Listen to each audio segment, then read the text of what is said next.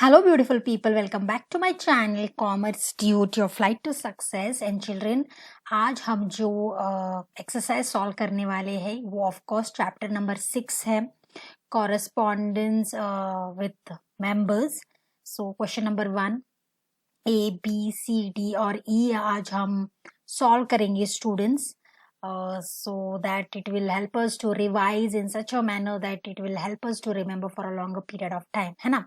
So before that children, those who are new to my channel, kindly like, subscribe and share children, so that it is useful to all these students who are answering in the exams. ठीक है.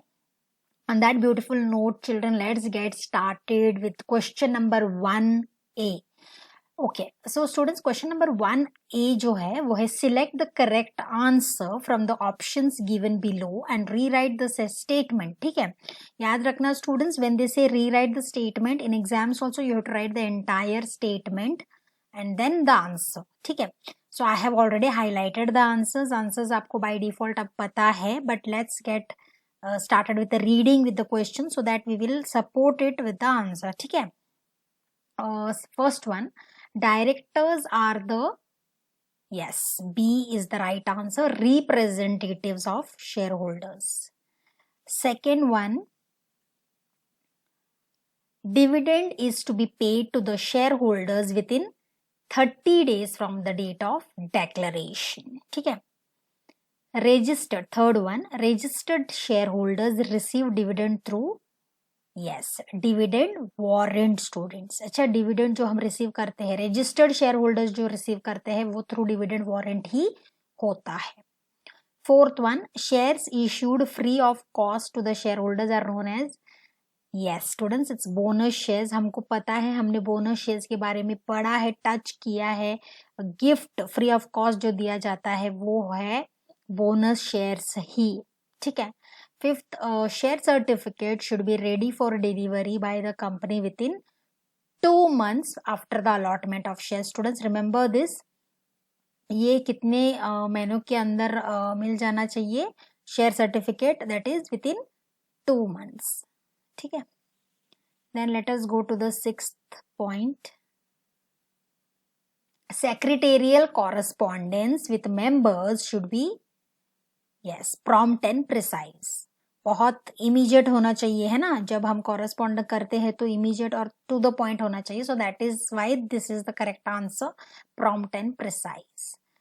Next, dividend is recommended by definitely board of directors. और ये हम देखते आ रहे हैं कि जो भी डिक्लेरेशन होता है, रिकमेंड होता है, वो बोर्ड ऑफ डायरेक्टर्स के द्वारा ही होता है. Next, dividend is paid out of definitely profit of the company, है ना. Ninth, dash is issued by the company to its registered shareholders after the declaration of the dividend at the annual general meeting of the company.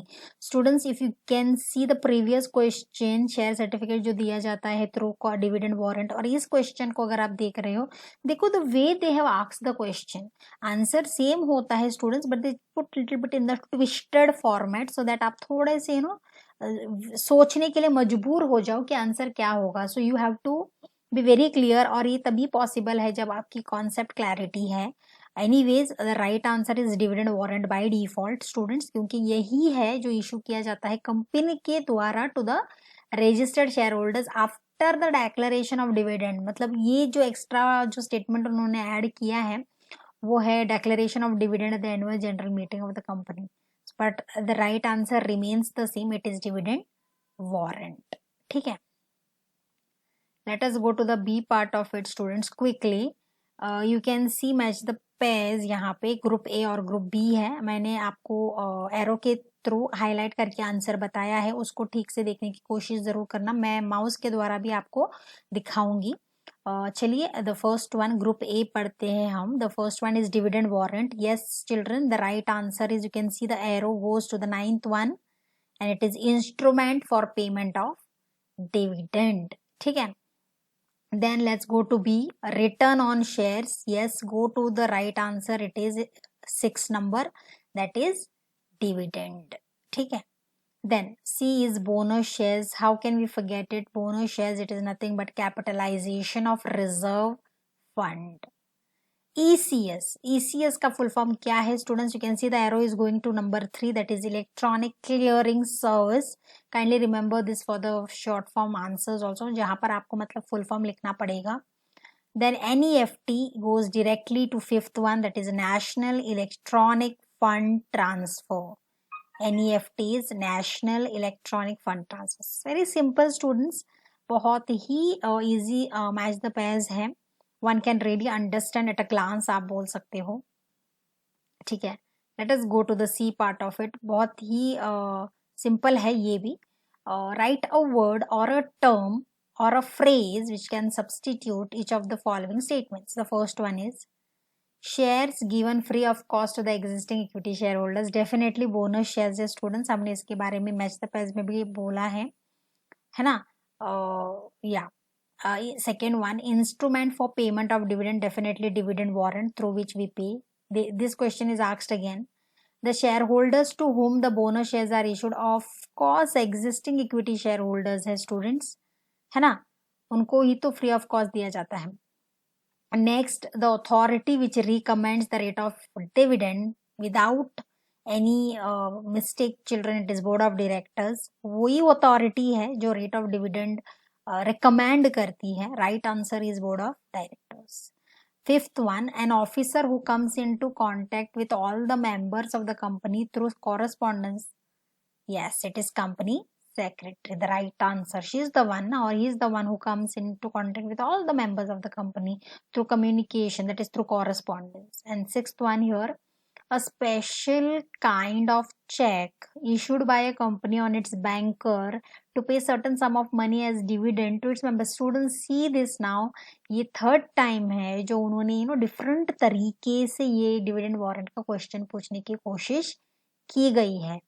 ये फिर से उन्होंने पूरा statement का ही change कर दिया.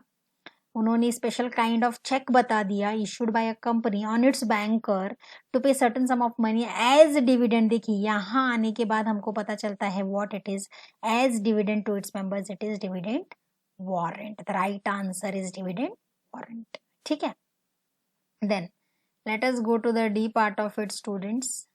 State whether the following statements are true और false.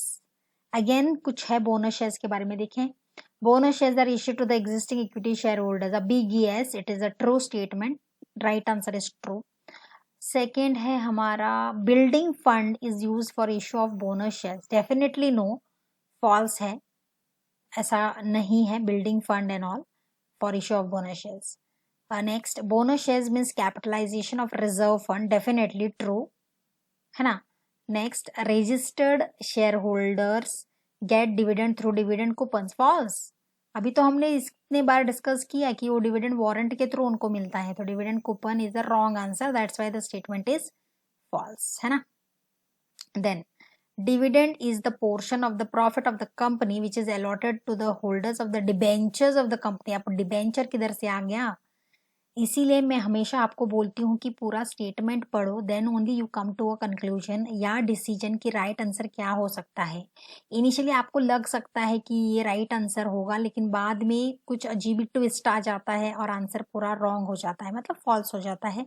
यही करने की कोशिश इस स्टेटमेंट ने की है. देखिए, dividend is the portion of the profits of the company, यहां तक तो ठीक है. Which is allotted to the holders of the debentures of the company, नहीं, शेयर्स, है ना? So the answer is false. Next is every company must issue और dispatch a share certificate to the allottee within 3 months after the allotment of shares. Wrong, बिल्कुल नहीं. 3 months, it is 2 months. Remember हमने अभी fill in the blanks में देखा था, है ना? Right answer is false. Next, a complaint letter should not be replied promptly. बहुत गलत. A big no. It's a false. Immediately आपको reply करना है, स्पेशली अगर वो complaint letter होता है तो आपको भी बहुत जल्दी से reply करना है. ठीक है, so let us go to the E part of it students. Find the odd one. बहुत simple है, बहुत ही easy है, बट यस कॉन्सेप्ट क्लैरिटी के ऊपर ही है. सिक्रेसी, डिविडेंड और interest. What big deal children? Dividend और इंटरेस्ट तो हम पे करते हैं ना, शेयर के लिए डिविडेंड, डिवेंचर के लिए इंटरेस्ट. सिक्रेसी तो एक प्रिकॉशन है, जो सेक्रेटरी को लेना चाहिए जब वो कॉरेस्पॉन्ड करते हैं मेंबर्स के साथ, है ना। Then second, bonus letter, dividend letter, board of directors. Now यहाँ लेटर की बात हो रही है, एक बोनस लेटर है, दूसरा डिविडेंड लेटर है, बोर्ड ऑफ डायरेक्टर कहाँ से आ गया? So that's why the right answer, the odd one यहाँ पर है बोर्ड ऑफ डायरेक्टर्स, ठीक है। Then dividend warrant, interest warrant and demat, बहुत सही है। आप ऑड वन यहाँ पर डीमैट है। Demat is a electronic way of account of shares, demat account जिसे हम कहते हैं। और डिविडेंड वारंट और इंटरेस्ट वारंट बिल्कुल डिफरेंट है, so the right answer is demat. Fourth one, secretary, board of directors, dividend, lucid language. Now students, all these are part of the company, just secretary, board of directors or dividend. लेकिन lucid language is a precaution again which a secretary has to take when she is corresponding with the members, है ना। ठीक है, let us go to the F part of it children, that is complete the sentences. Answers आपके सामने है। First one, dividend is recommended by board of directors. I think children अब हमने बहुत सारे रिकमेंडेशन ये बोर्ड ऑफ डायरेक्टर्स का इतना डिस्कस कर लिया है कि that I think whatever और whichever they will ask you in the exam based on the board of directors या डिविडेंड रिकमेंडेशन, तो ये आपके दिमाग में फिक्स हो जाएगी। बिकॉज बहुत सारा बहुत बार हमने डिस्कस किया है that it is recommended by board of directors. Next, a company capitalizes its reserve fund for the issue of, see now again this bonus shares के बारे में ही पूछा है। राइट आंसर मैंने ऑलरेडी लिखा है, लेकिन see the way the question is framed, now it has come in the complete the sentence, but see how it has come. A company capitalizes its reserve fund for issue of what? Yes, it's bonus shares. Next, payment of dividend must be made within 30 days of its declaration. Clear है, ये already हो चुका है। You have to just remember the dates also. Kindly understand dates are of very specific importance. आपको बहुत clarity के साथ इनको कहीं पर लिख कर आपको याद करना है, because it is very very important. Okay. Next is dividend is approved by the shareholders in the annual general meeting. Definitely it has to be approved by the shareholders in the annual general meeting. जब ये annual general meeting conduct होता है, वहाँ discussion होता है, तो तब shareholders को approve भी करना पड़ता है। Last but not the least children, that the secretary has to communicate the decisions of the management to the members by conducting correspondence. Definitely secretary communicate करेगा ना, क्योंकि हमने ये पढ़ा है that secretary acts as a link between the management and the members. So जो भी management secretary के साथ interaction करती है, जो भी decisions लेती है, वो secretary then conveys it to the members by conducting a meeting. So she is the intermediate आप बोल सकते हो, she is the link आप बोल सकते हो, who acts on behalf of the management. ठीक है, so definitely the right answer here is secretary. So that's it children. I hope आपने ये मेरे साथ question number 1A to E बहुत एंजॉय किया, because enjoying is also important when you are studying, because humorously जितना आप longer period के लिए याद रख सकते हो, उतना आप क्या कह सकते हैं, when you are not in that frame of mind, then things will not be grasped, है ना। सो डेफिनेटली आई होप, और इसको रिवाइज करते रहो students, watch the video entirely, क्योंकि बीच बीच में हम डिस्कशन भी करते हैं कि करेक्ट आंसर ऐसा क्यों है। So that's why it becomes very important for us to also understand the logic behind the answer. हमेशा याद रखना, कोई भी सब्जेक्ट हो, लॉजिक के साथ ही पढ़ना, क्योंकि हर चीज का लॉजिक होता है। अगर ये ऐसा है तो ये ऐसा क्यों है, उसका एक रीजन होता है। We can not blindly just रट्टा मार के हम नहीं लिख सकते ना।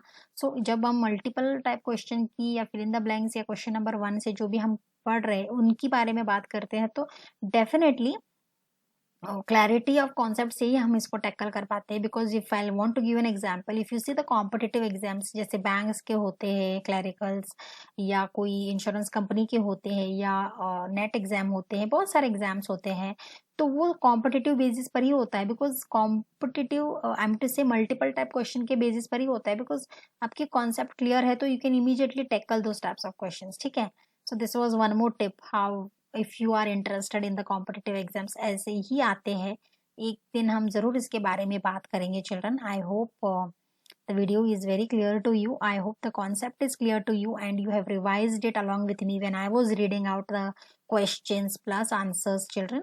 On that note, I would like to conclude this video, children. I hope the video is really useful for you. Kindly like, subscribe and share, children, and click on the bell icon so that my new notification of my videos reach you. So on that beautiful note again, children, that's it. Thank you so much. Definitely remaining वाले जो questions है वो भी upload होंगे, explanations भी upload होंगे. So be in touch, can be connected with me. You can also follow me on the Twitter, which I started posting there also. Very soon we will go ahead with the things, children. Thank you so much. Take care.